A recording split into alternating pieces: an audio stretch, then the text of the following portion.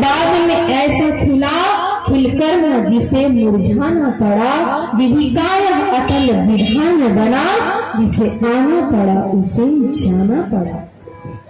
कहे समय आएगा जब यहाँ से जाओगे तो तुमसे जब लोग पूछेंगे कि तुम्हारी अंतिम इच्छा क्या है, तुम क्या चाहते हो, तो एक बार उनसे कहना कि एक बार मैंने राम का नाम लिया है, तो बताइए उसके क्या लाभ है।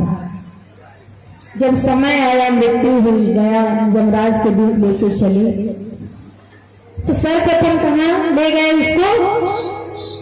स्वर्ग के द्वार पे। कहे बताओ तुमने एक भी पुण्य किए हैं? अगर पुण्य किए होंगे तो तुम्हें स्वर्ग की प्राप्ति होगी। कहा पुण्य तो कोई नहीं किया, परंतु एक बार राम कहा हूं जीवन में, एक बार, बाकी कुछ नहीं किया। कहे कि एक ही बार राम कहे हूं तो चलो अब यमराज के पास नर्क के वासी बनोगे। कहा ऐसे नहीं जाऊंगा। मुझसे संत जी ने कहा था कि उस समय में तुम पूछना कि एक बार राम कहने का क्या लाभ है। कहे कि एक बार राम कहने का। कहा हाँ बता दो फिर चलता हूं। कहे हमें नहीं पता, चलो ब्रह्मलोक। ब्रह्मलोक में गया। ब्रह्मा जी ने कहा मुझे भी नहीं पता कि एक बार राम कहने के क्या लाभ है। वहां से लेकर गए इंद्रलोक में। इंद्र भगवान कहे मुझे भी नहीं पता। फिर गए शिवलोक में। शिव जी कहे मुझे भी नहीं पता कि एक बार राम कहने के क्या लाभ है। कहे उन्हीं के पास क्यों ना लेके चले जिनका नाम है। जब विष्णु भगवान के पास लेकर गए तो भगवान ने उसे अपनी गोद में बुलाकर बैठा लिया।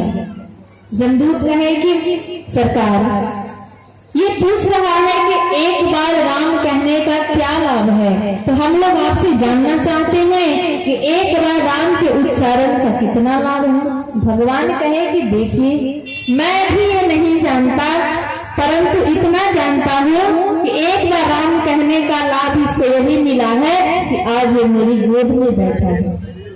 और एक बार राम कहा ब्रह्मलोक के भी दर्शन वाली, इंद्रलोक के भी, शिवलोक के भी, सबके दर्शन करके और अंत में जाकर भगवान की गोद में बैठा है।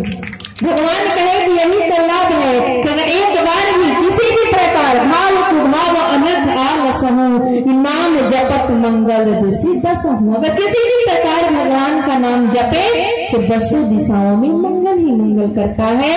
तो जो एक बार भी अगर मेरा नाम ले लिया अपने जीवन में तो वो मेरी गोद में बैठने का अधिकारी हो जाता है। तो इसलिए ये कभी नहीं जा सकता, अब तो ये सदा वो मेरी गोद में ही बैठा रहेगा।